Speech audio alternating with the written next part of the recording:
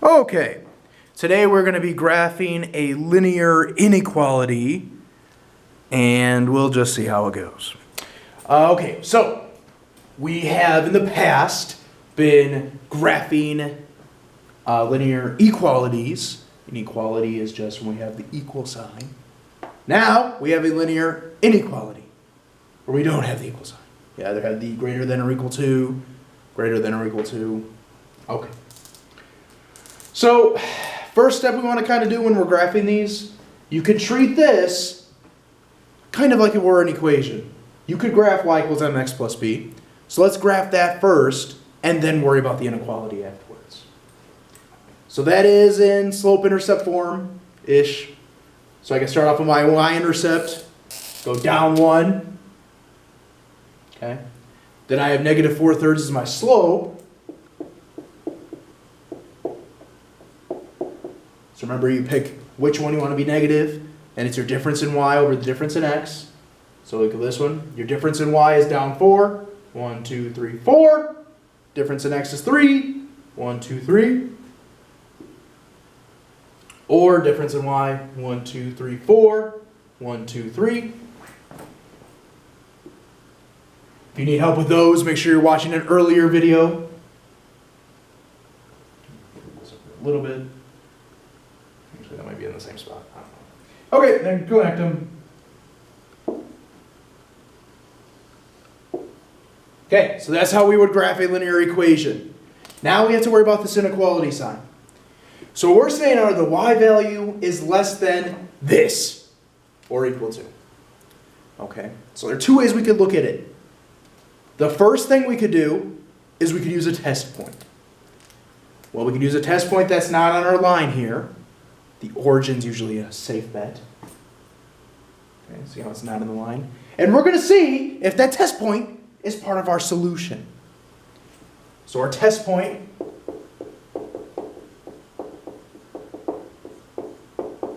was 0, 0. Could use any test point as long as it's not on the line.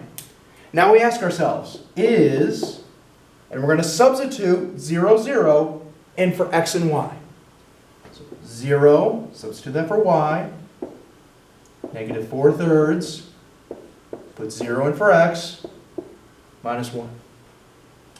So 0 less than or equal to, this is 0, 0 times anything 0, minus 1. So is 0 less than or equal to negative 1? No. At least not in this universe. So that means that 0 is not included in our solution set, so we'd have to shade away from it. Or shade all that. Okay. So again, this was false, so that means that our test point is not included, so we had to shade away from that. Now, you're probably sitting there wondering, okay, that's fun, and a lot of you have fun shading, and you go crazy, but what exactly does the shading mean? Great question. Before, when we just had an equation, we just had our line. And our answers were everything, every ordered pair that fell on that line made our equation true. Well, now what we're saying is any ordered pair that falls in the shading makes this inequality true. So there's an ordered pair over here, because it's in the shading, that inequality is going to be true. If you pick an ordered pair up here that's not in the shading, well, now the linear inequality is not true. Okay. The final thing we need to look at is if our line here is dashed or solid. If it's solid, that means that the ordered pairs that are on the line will be included in our graph or in our solution. If it's dashed, then it won't be. And we just go back to our original inequality for that. You have the equal to sign there, so that means that it will be solid because every ordered pair will be a part of your solution. Okay. Another way you can do this, the test point's perfectly fine. I like the test point. Okay, that works out for us. Another way that we could graph this a little bit easier, you graph your line, and then we're looking at the y values that are less than this. Well, your y values go up and down here. If you're looking for the y values that are going to be less than that line, well, we're looking at all these. because they're less than it. So we shade in that way. So it makes our job a little bit easier. We're shading a lot quicker. The next example we do, we're going to think like that. But if you like using the test point, go right ahead. That's fine. Okay? Okay, let's try one more example together.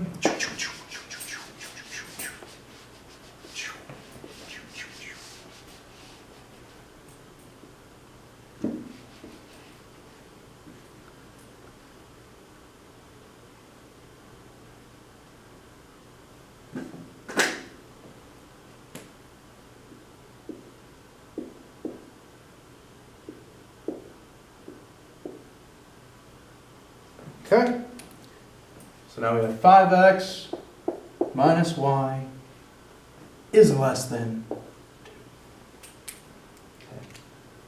2. Okay, so we don't really know how to graph this off the top of our heads. Yeah, we could, but let's try to get it in slope-intercept form and then graph it like we did the last one. So I have to solve for y. First thing I have to do when I solve for y, got to get rid of that 5x.